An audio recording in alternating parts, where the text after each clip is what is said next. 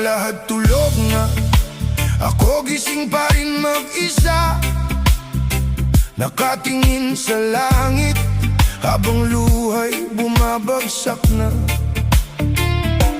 Ang dami kong problema, di ko na masabi, ngumingiti sa harap nila, pero loob ko'y wasak lagi.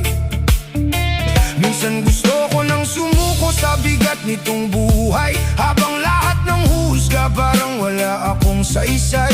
Mga taong minahal ko, sila pa yung nanakit, habang ako'y tumatahimik, puso ko'y unti-unting napupunit.